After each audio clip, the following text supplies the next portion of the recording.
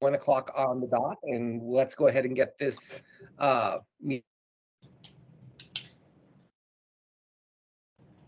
word opened. And if I could entertain a motion to start the meeting, please.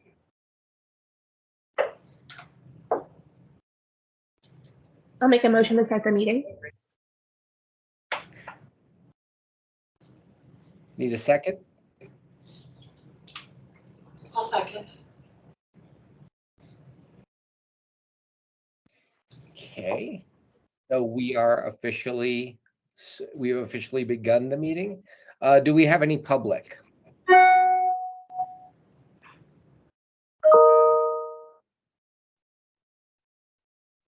Is there any public comments? Okay, so hearing none, we will move on to the next item on the agenda, which is the approval of the minutes from November of 2023. Is there anyone who hasn't had a chance to take a look at those? Oh, Frank, do you want to do the roll call? Oh, yes, I'm sorry. Go for it. All right. Frank Garcia. Here. Corey Hartman. Here. Supervisor Judy Begay. Here. Lisa Gainey. Here. Catherine Moore. Here. Katie Quick. Here. And Beth Verstraeten. Here. Seems like I always forget something. That's all right. So anyway, okay, so back to the meeting minutes. Is there anybody who would like to take a few minutes to look those over, or are we okay moving forward with a request to approve?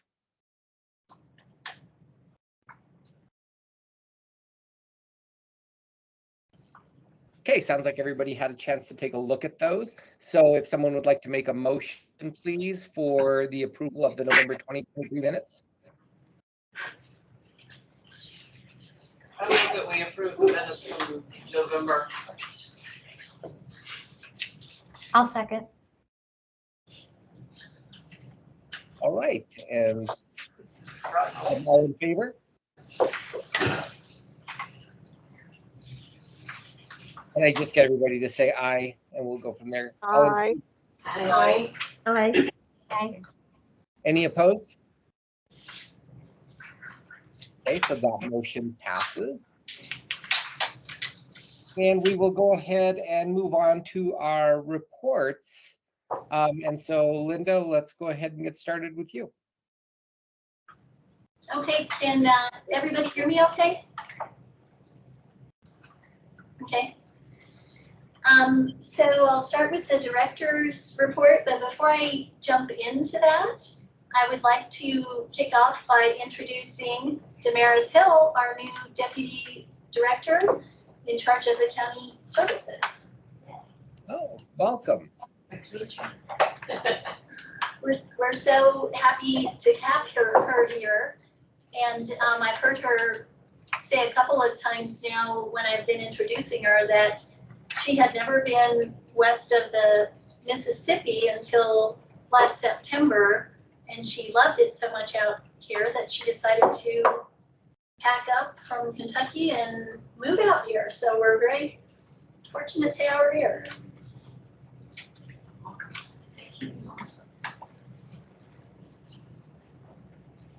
And then just moving into my director's report, one thing that I didn't report on here but that I would like to bring up is there's been some discussion in city council about liaisons to boards and commissions from the Flagstaff City Council, and which got me to wondering, we don't really have anyone from the Flagstaff City Council that attends this meeting as a liaison. And so I looked it up, and we really are supposed to have somebody.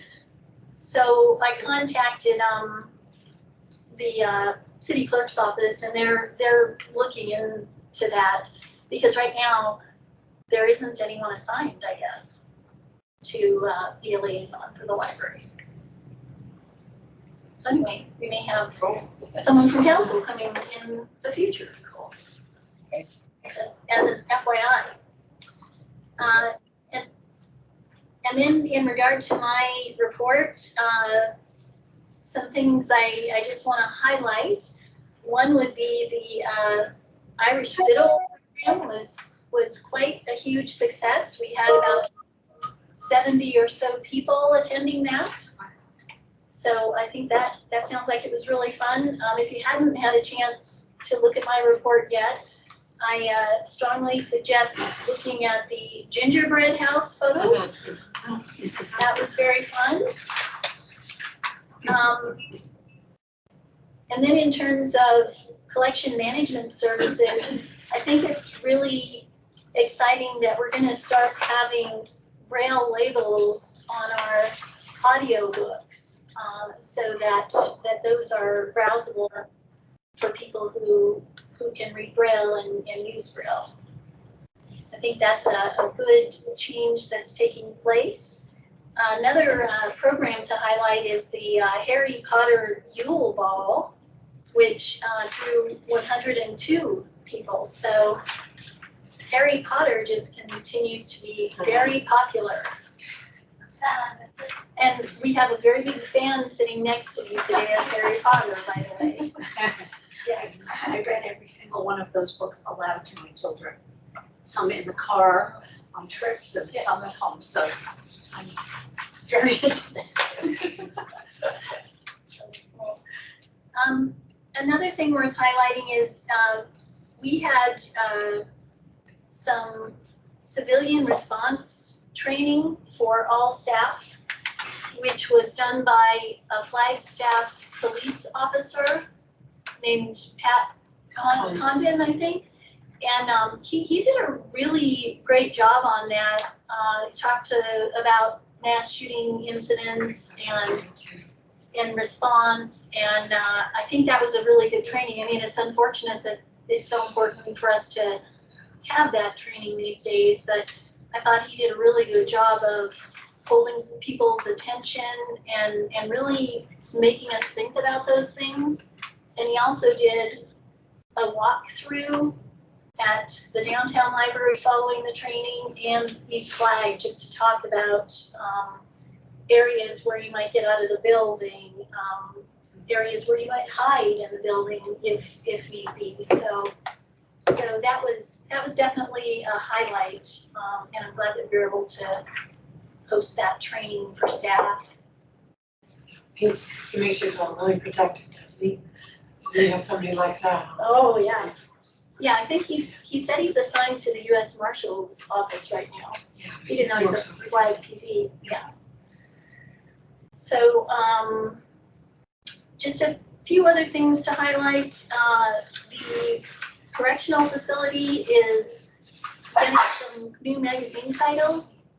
You may or may not remember, but that was an important request from Martha over at the jail library. She said that is really something that's in high demand there. So we're really glad that we're able to help them out with that.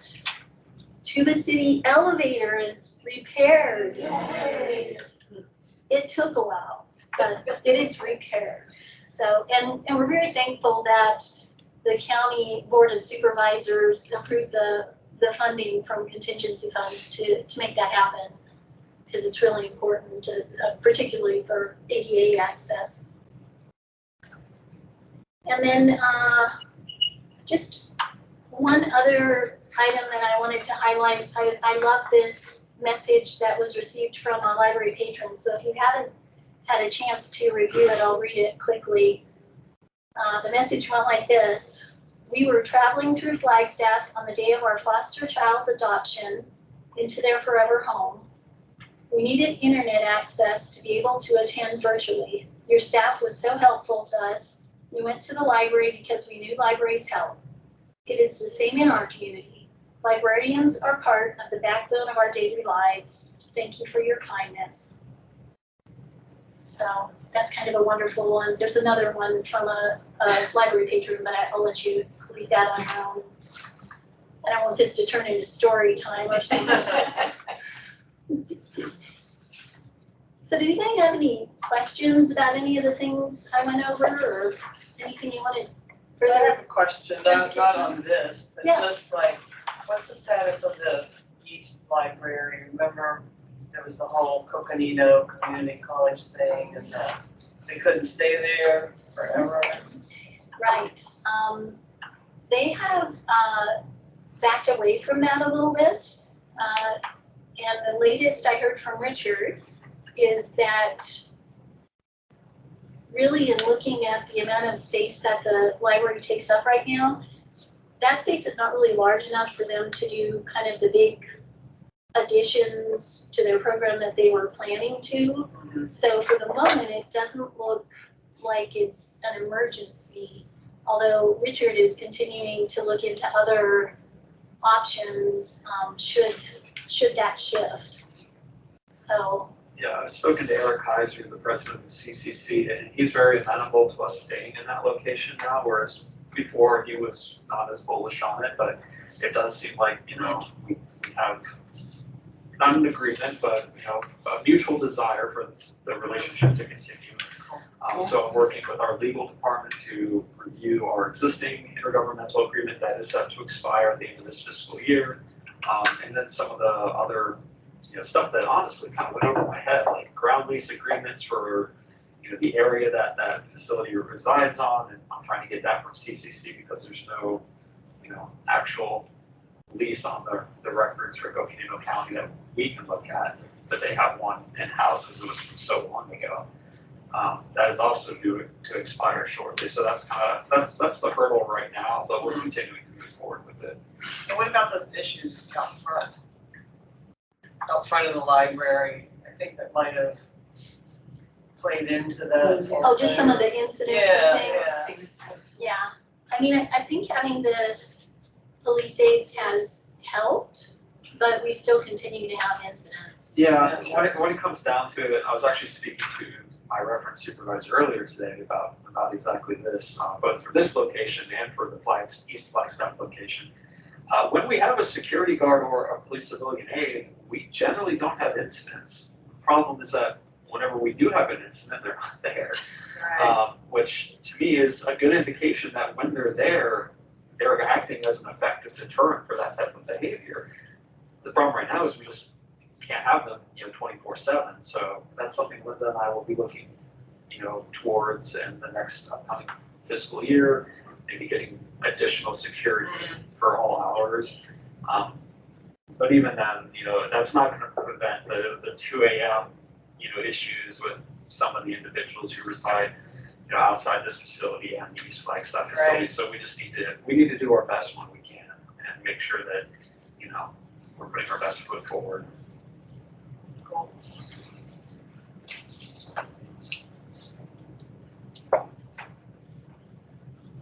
Anybody else? I was kind of curious how the power being out affected these libraries yesterday. Their power was out. Power was out? Oh, yeah. Yeah. Yeah, their power went out for roughly an hour. It wasn't too much of Did you see the cause?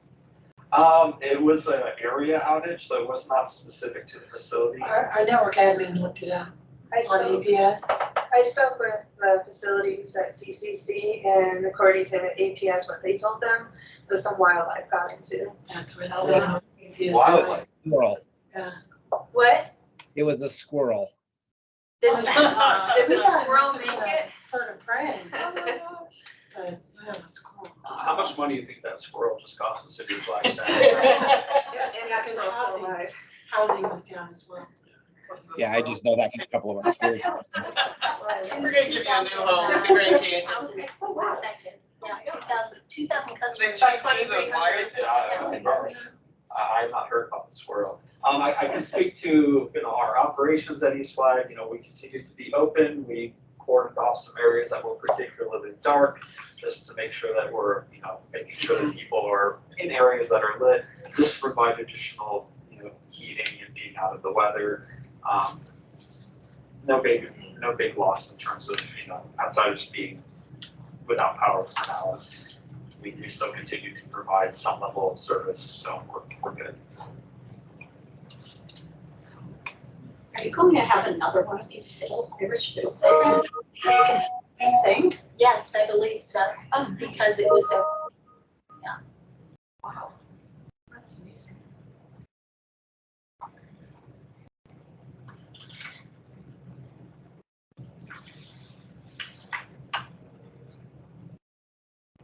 right, well, Frank, do you want me to move into the annual statistical report?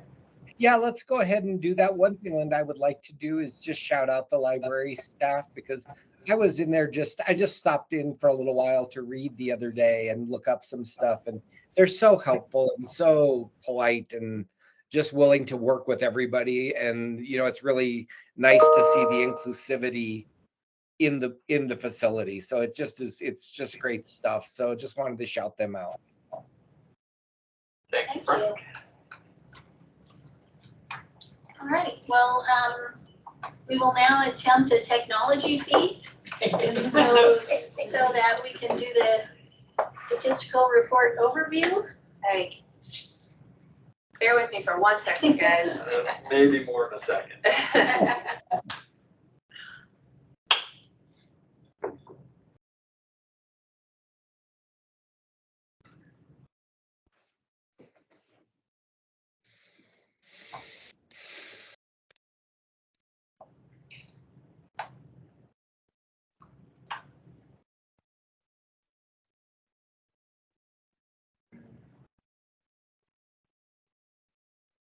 I think that one from the beginning. From beginning.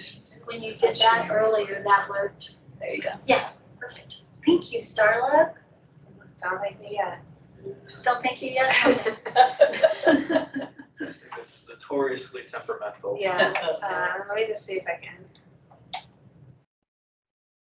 Okay, cool. Hey, mazel tov. All right, can everyone see it online okay? Yep. Awesome. All right, well, so every year libraries all over the US compile these statistics for the annual statistical report. We submit them then to the state library, and from there they go to the national level to the Institute of Museum and Library Services, so that we have all of this data that is based on measuring the same things the same way. So it's each statistic that we collect has a definition, like how do you count this? What do you and don't you count? So that we have these nice comparisons to other libraries. And you might remember from, last spring, we grabbed a group of libraries to compare to that had similar sized communities, similar staff size, and things like that, and we're able to really say these are comparable libraries and how do we stack up in different areas. So we have just finished compiling our statistics that have gone to the state, and so I'm just going to do a little run through of those, and I decided that just so people did not die of boredom, I would make this a little bit interactive. So. Yes. We got one time, we did it one time. Yeah. We got something. So yeah. Trying to move forward. Oh, it's not moving forward? Uh-oh. Can you just click on it? No? There's the box at the Oh, there it very is. bottom You did it. left. You did it. Oh, You did okay. it. Yeah. Yeah, it was pretty low, but you could grab that if you have to. Okay, so total library visits. All right. Do you want me to keep clicking? You can click all three of these and we'll see who So is that selects. Which of these is the correct response Oh. for the total library visits for the Flagstaff Coconino libraries in The whole- 2023? All libraries. I'm gonna say 417. You win. 417. Yes. Good job. All right. So which statement is true about interlibrary loans? Is it the top statement or the bottom?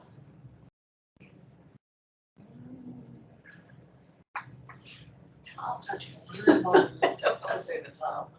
Top. You know, actually, it's the bottom.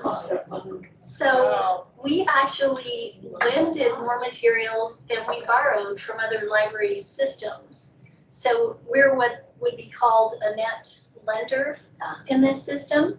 And I think this is a very positive thing because it means that we have a really good collection, right? So we're not having to go out as often and borrow things. We actually have such a good collection that more things are being borrowed from us.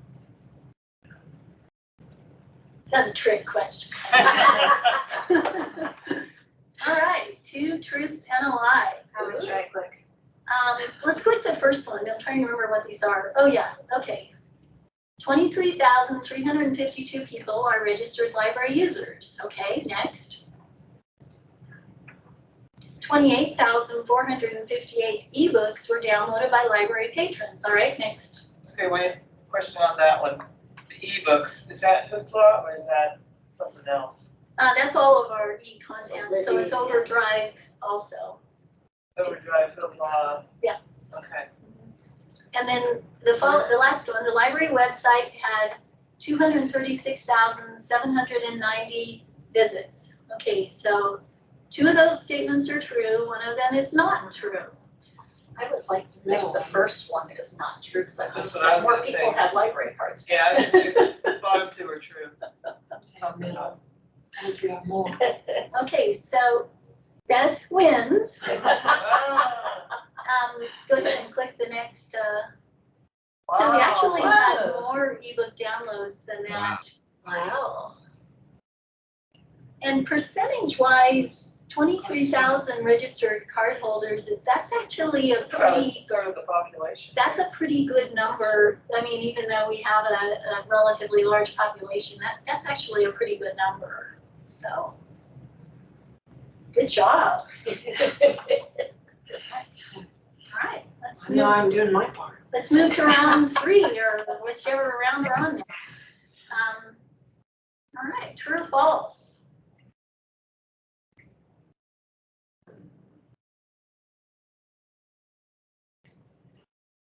I think I'll say false. Anybody online? I'm gonna say false because I think Wi-Fi was accessed more. I would agree. This is actually true. Sorry to be such a trickster. But yeah, those are the numbers, and that is pretty typical, at least in libraries that I've looked at the statistics for. Wi-Fi has just surpassed hardwired computers by so much, but we still have quite a lot of use, if you think about it, for the hardwired computers as well. And So are the ones here, are they hardwired? The ones out there, yeah. And every library has hardwired ones as So well. the Wi-Fi access would be personal phones and. Bringing your own Somebody tablet brings with their you. laptop, so Right. they'll go and have something. Wow. So that's a very highly utilized service, our Wi-Fi service. All right, I think we're ready to move on to the next round. All right, here we go. 2 truths and a lie again. Total checkouts of physical items at the library were 434,223. So this is just physical items. All right. 250,714 library checkouts were print materials. 36,616 checkouts were videos. Does that mean DVDs? Yes. You say the bottom was false. Good job. I used to have to file those when I was a volunteer. There's a lot. Lots of videos check out here. All right, let's click and see. How many were there? Ooh, actually 56,000. Wow. And You know from experience. Could never get it done. And actually, I think that's something kind of unique to this community, because I think many libraries are seeing fewer and fewer checkouts You would think. of the DVDs. But they are highly utilized here. I mean, Coconino County does not have too great of an infrastructure for high-speed internet, especially as you get into the outlying areas. So DVDs and even VHS tapes in some of our outlying branches are still used quite heavily. To the city. What's a VHS tape? The magnetic tape out of them if you're a 10-year-old boy. I definitely know what VHS is. All right. So, well, thank you for participating. For the last two slides, there were just a few more statistics that I just wanted you to see, and I'm not going to make you guess about them. But I think these are wonderful numbers that really illustrate how much this library is utilized, this library system. I mean, those are wonderful circulation or checkout statistics, 525,000, total collection use, 529,000. I mean, those are big numbers. So I think we are serving the community in a big way. And Starla, I think there's one more slide.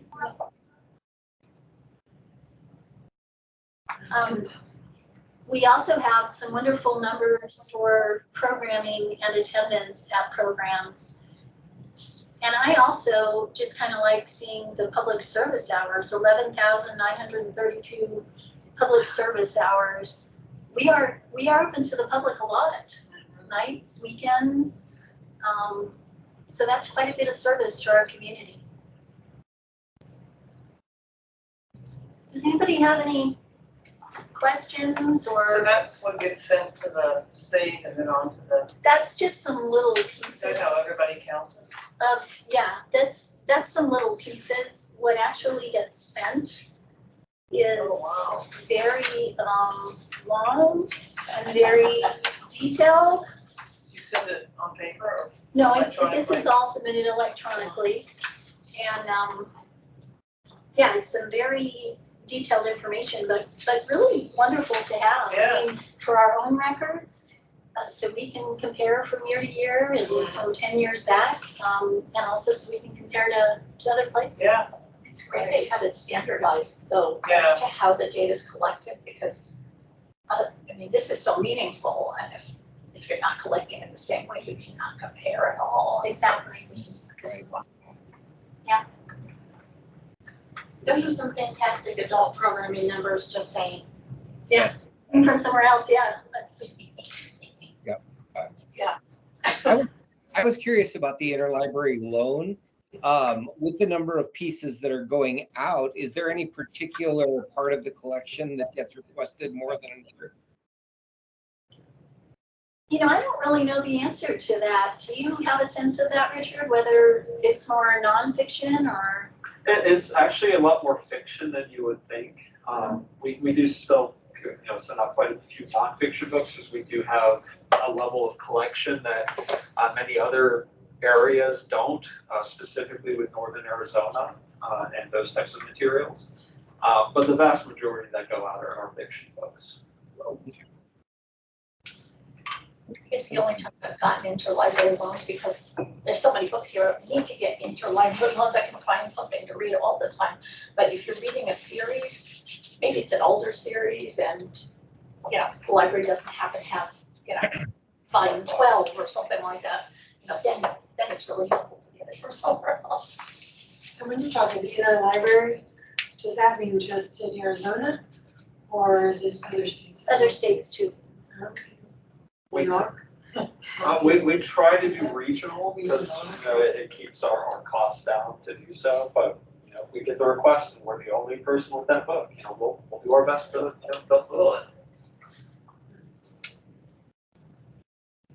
Yeah, it's kind of one of the wonderful ways that libraries cooperate with each other from all over. Because like Richard said, if we have something really unique, we would also want someone in another state to share with us if they had something really unique. So it's kind of nice that libraries cooperate in that way.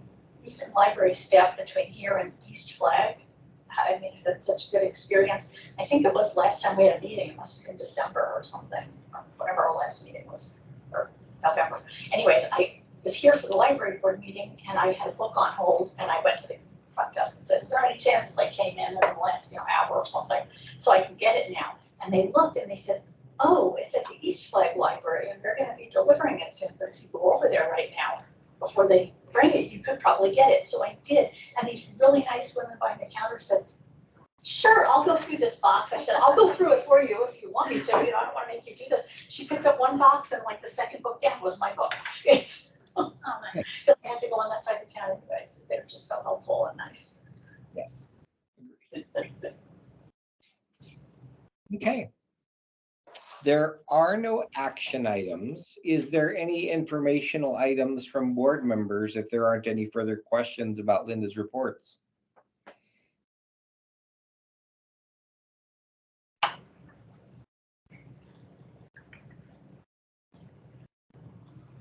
There's a comment about the seed library, which is really a cool thing. All right, hearing none, I think we are at the end of the agenda.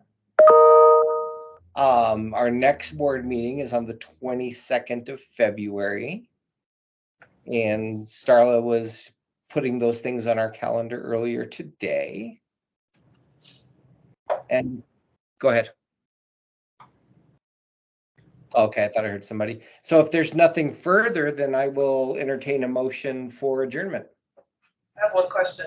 Are Yes. we doing, same agenda the rest of the year like last year and the year before? The No, the topics are changed. No, I attached the schedule and it's gonna be completely different. Did you send that to us? Yes, it's in the invite. Okay. Starla compiled an interesting and engaging Yay, good.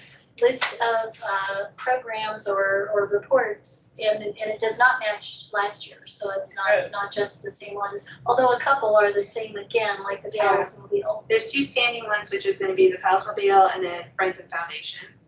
But all the other ones are gonna be brand new presentations. Cool. And for the agenda next time, can we get an update on the interagency agreement? Is that what it's called? You can have an update on that, and hopefully we'll have something for you by then. We're working on it still. But thank you for asking about it. Hello? Hello? Hey, Judy.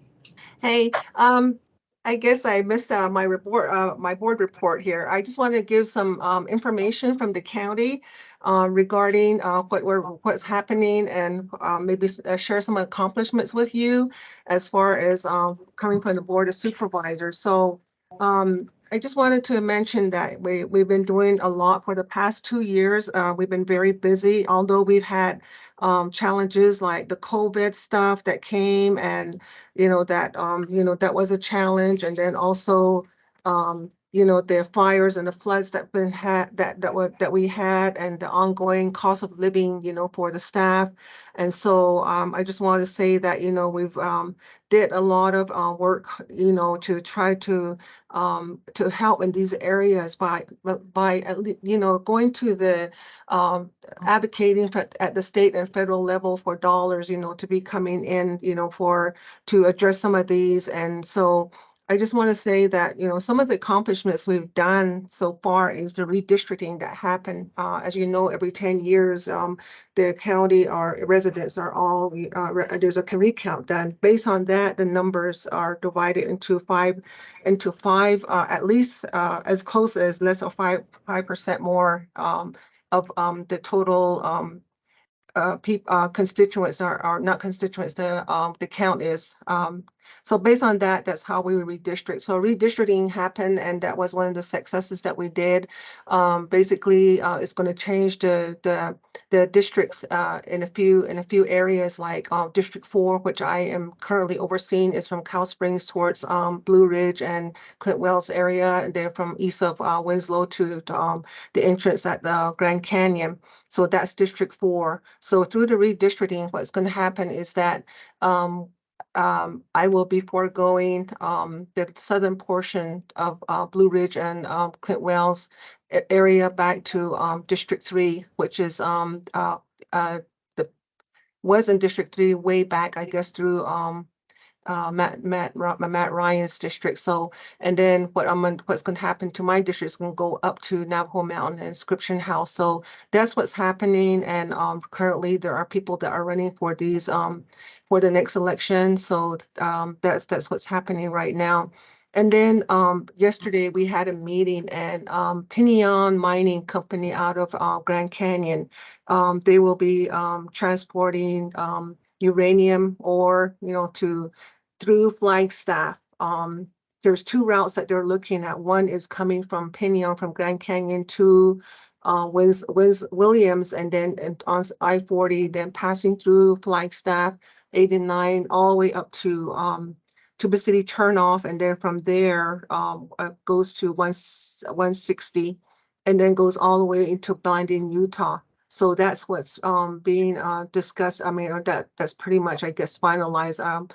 But anyway, then the second route they want to take is coming out from Grand Canyon to 180, which is crossing the area that Babbitt Ranch is on. So that will be a shorter route. So we asked about how many trucks will be running in each day. What they were saying, like 10 to 12 trucks. And we asked them how it was going to be secured. And they told us that there's going to be plastic that's going to be covering it while they're hauling these on a daily basis. And it's going to happen for at least 2 years. There's enough uranium ore there that it can run at least close to 2 years. So I think, that's a lot that a lot of questions and a lot of concerns are already coming about, within our district because of that. One route, the smaller route, is going to affect District 1 and District 4, and the other route is going to affect all the 5 districts. So anyway, the exposure to more people, that's a big concern to me. So I did voice my concern on that. And so that was it. So we've been also doing a lot of work. We did the county emergency operations plan, which was completed in the past 2 years. And then also for Tuba City, it's called the Tuba City Service Center. And we got funded for that. We got all the money, and we're trying to get that going off the ground. And we're going to have some offices there. It's going to be located just east of McDonald's there in Tuba City. So that'll be like a tribal center for people that are living in that area that can't go all the way into Flagstaff to get services. So any department within the county can set up during within the office there, to give information out, have your meetings there with regarding the library or whatever. So that's some of the things that we finalized. And then the election center was a biggie one too. We just had the blessing of the center here just this past week, Monday. And before then, there were 3 different areas of the elections offices. So we kind of pulled them together, got location, a warehouse, and then that was fixed up. So all of that. So we were very honored to have Secretary of State Fontes here. And then also another Secretary of State from Rhode Island. They're very interested, in the transparency and the fairness and how we're dealing with the county, and that this county is one of the counties that is very concerned or whatnot, but they're very adamant that they want the transparency and everything's going to go right within the vote. So that's another big one that we've had. So of course the national monument with the presidential declaration over in Grand Canyon, that we had a lot of people, all tribes were represented, maybe with the exception of 5, I think, were throughout the state of Arizona. So that was another big accomplishment. It took a lot of effort in trying to ensure that everyone was involved. It's because like the tribes and others. So and then we did we redid the renaming of the Tuba City Library. So that was something to Alta's in honor. So that was something that we wanted to do, and the board went and approved that. So that and then of course the library in Tuba City, the elevator. I'm pretty sure that's completed now, and so we try to address a lot of things that just come about, and talking about it. If it's in our district, we kind of push and we listen to and we help one another regarding that. We did a compensation packet for the staff to ensure that they're getting some dollars that they can use for because of the high rise and cost of living, housing and stuff like that. So we're also looking at and we also hosted the CSA Summit, County Supervisors Association for the state of Arizona. We had that big conference here, and they want to have that conference here every year. So saying that, you guys did a good job, and this is the best that we've ever had in a location where, we were welcome and that you guys took care of us and everything was so excellent. So they want to come back again this year. So that speaks loud. And then for our IT, the whole IT was upgraded too. So, that we put some dollars in there to ensure that we're nobody can break into our system, and so a lot of flaws that were taken out of that to make it more secure for the county, because we do have a lot of offices, a lot of programs that are within Coconino County. So anyway, those are and then we did appoint a new District 3 Board of Supervisor. As you know, Matt Ryan was here for 27 years, and he's no longer here. He retired, and so he's enjoying it. And so we went and got Adam Hessen there. So he's on the job training now. So, but he's doing really good right now. So he will be also, I believe, also running. So we're still looking at COVID because as you know, they say it's on the rise again. It's the hospitals are dealing with that, and so we're kind of making sure that we're ready for that COVID readiness. Anything that's going to come out to to affect our constituents and the people that live within our district.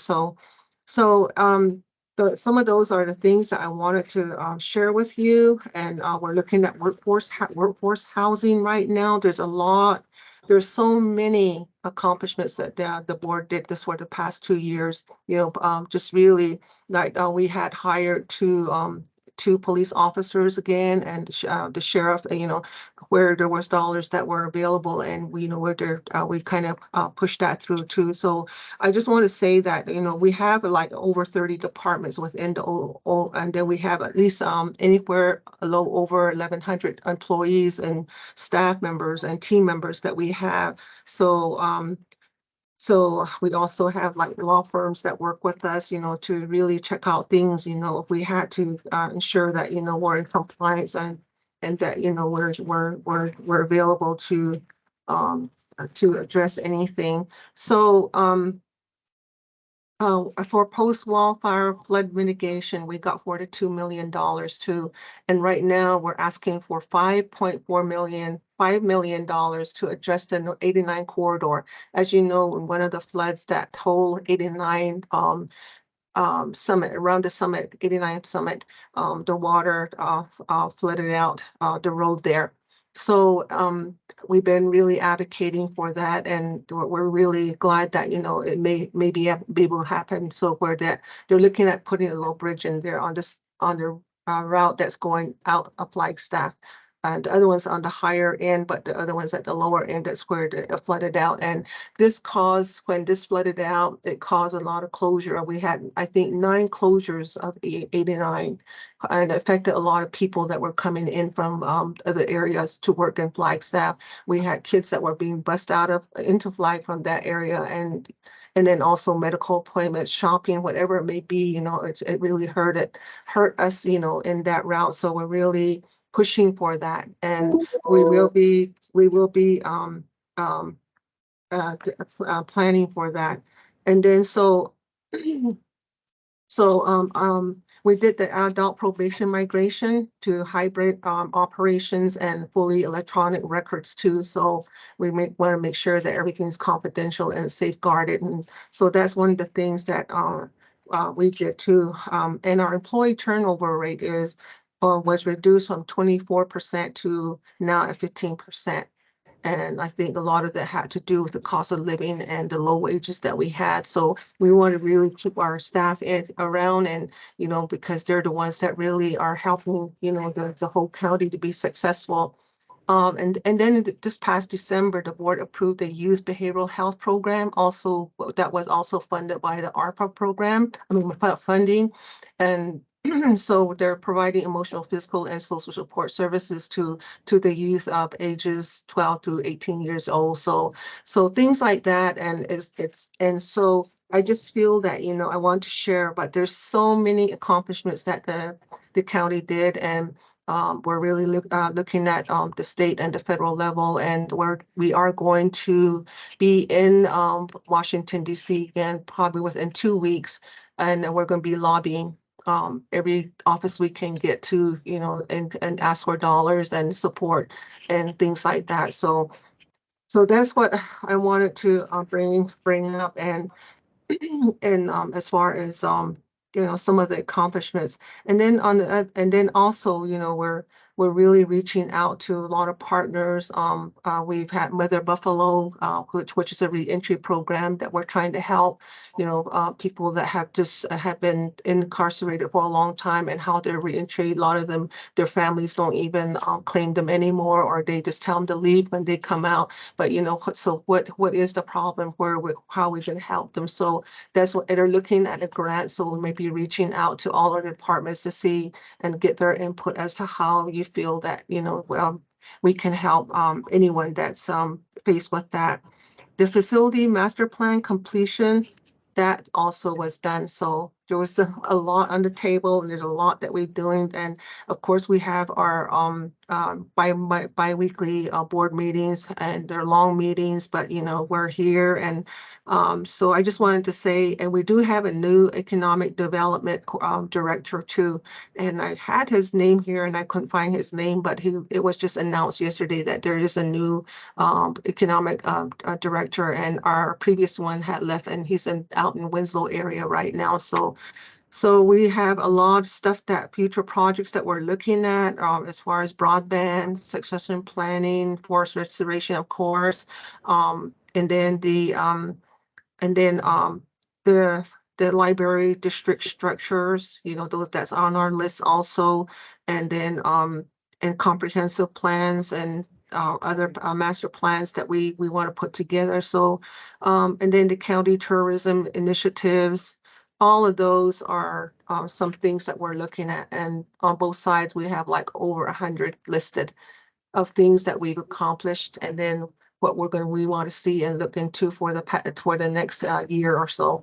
So that's where I'm at. I could sit here and tell you more about it, but and we are also doing our budget in February, March, and April. We're going to be meeting with all the departments and getting their budget together, and then possibly in June we will have a tentative budget approved for them to, so they know that there's going to be dollars. And of course, before July 1st we have to approve the budget. So it's a lengthy process, and so but we're there to ensure that anything that the staff would like to see and do as far as being even compliance with the grants or the dollars that are coming down, that we have that. So I just want to share that with you all, and I just want to tell you that I appreciate the board, and then also the library staff, for really going out, and with all the stats that are going out, that those are real high numbers, and I'm just thankful for that, and I appreciate that. I know if anything is going to be successful, you have to be the one doing it, and you have to be the one to ensure this getting done. And the number one thing is initiating it and making sure that you're in compliance, even with the dollars that come down to ensure the operation is supposed to be where it's meeting its goals and objectives. So it's a lot of work, but we're here, and Starla, I know she's been really involved with, communicating with us. And so we just want to say thank you so much and for everything that you're doing. And sometimes there was a conflict in my scheduling today, but I thought, I know I got to get to the board meeting. So anyway, that's what's going on. But if you wish to email me, and we have emails coming in from the outside, and we usually get an answer for them or direct them to the right person, and we do follow-ups to ensure that the feedback is given. So I just want to say thank you again for everybody's input into this organization and the hard work that you do, for the library. So thank you. Okay, thank you very much, Supervisor Begay. All right, is there anything else? Any questions for Judy or anything for the good of the order? I had a question, if I could go back to November's meeting, because I wasn't here. The hoopla versus overdrive. How would the end user know that the reason they can't get a resource from hoopla, that they need to go to overdrive? How would they know? So both of those are shared on our online catalog. So when they search for that material in our catalog, you get a Flagstaff library, it's going to show where it's coming from. So if we have a duplication, we have the same material that's available on Hoopla and on Overdrive. We're working to reduce the amount of Hooplas because that's on a cost per circulation model versus the license. But they're gonna, in terms of the end user experience, they're gonna, they won't know any difference. Okay. Anyone else?